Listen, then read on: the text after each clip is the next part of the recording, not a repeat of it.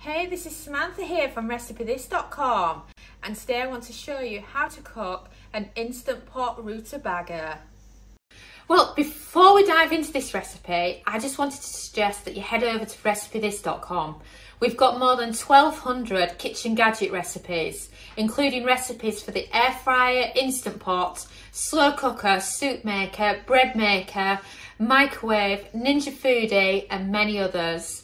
We also have a free weekly newsletter, which you can find on the homepage of RecipeThis.com, or you can find it on RecipeThis.com/newsletter. And there you can get our best kitchen gadget recipes sent to your inbox every Friday morning. So the question is, do you call it a rutabaga? One of these, growing up, always called a swede. In America, they call it a rutabaga. And of course, up in Scotland, it's neeps. And neeps are always associated with haggis, neeps and taties for Burns Night every year. And did you know, me and Dominic actually got married on Burns Night. That's interesting, isn't it? So, the easiest way to cook it in the Instant Pot is to peel it and then to dice it. Favourite seasonings, and then it's ready to cook. It's just so simple, is rutabaga. So of course, you need to start by getting into it. I just cut a little bit off the end, so then it's easier to get into the packaging as well. So then the packaging will just rip off. See, in case you think I'm joking, it's a British swede here. And the easiest way, rather than just holding it up to peel it, is to go around the edges like this.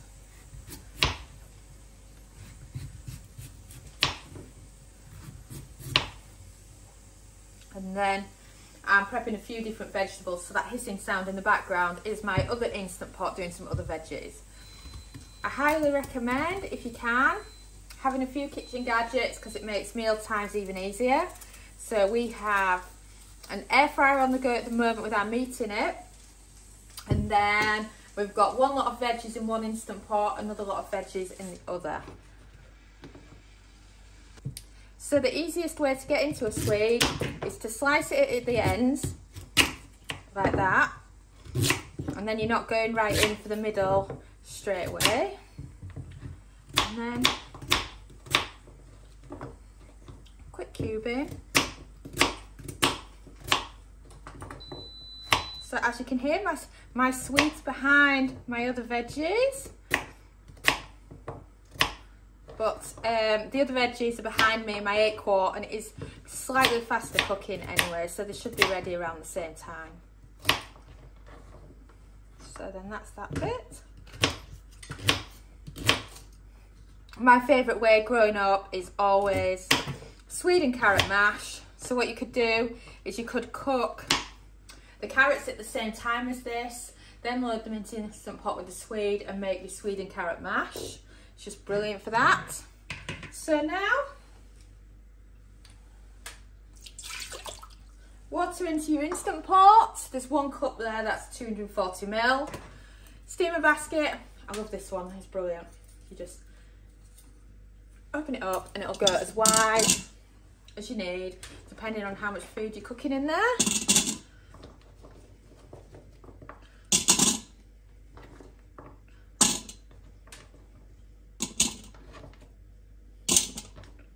Oops, that's the problem with being partially sighted. I didn't actually realise that that bit had fallen off the chopping board. So let's just do that bit as well.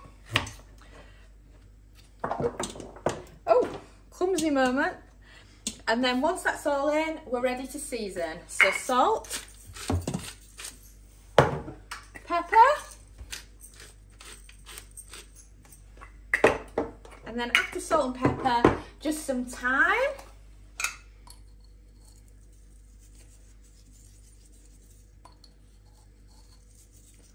And of course, I love the fact that it's called different things wherever you live. So do post in the comments whether it's rutabaga, swede, neeps, or I know in parts of Canada it's also just referred to as turnips. So do let me know what you actually call it. It's always interesting to learn. And then once you've seasoned it, you're ready for the lid on and to pressure cook.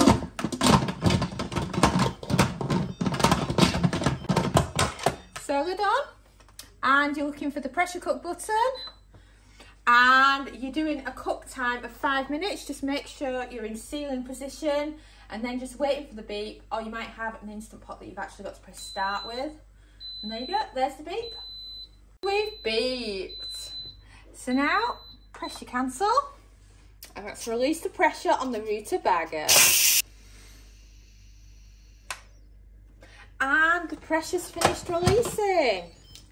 I warn you now, steam, steam, steam. It drives you mad sometimes when you open the lid and the steam never stops. And as a food blogger, when I'm trying to take a picture of the Instant Pot for you, I have to wait ages for the steam to go away. Or Sophia is very good at blowing the steam in the other direction for when I need to do that as well. So anyway, let's check on this rutabaga. Let's grab that one, shall we? Show you it. See, that's a fork tender. Though, of course, if you do want it a little bit firmer, or let's say you're doing swede and carrot mash, do it for 8 minutes because you want it quite mushy so that it's easy to mash. So I also use this steamer basket because it's brilliant for getting the food out with. So you can just grab it by the centre bit there. And then into a serving dish. Did I drop any bits? Oh, I always drop the odd little bit onto the table whenever I use that one because of its shape, but I didn't actually that time. I'm improving. So now, best bit,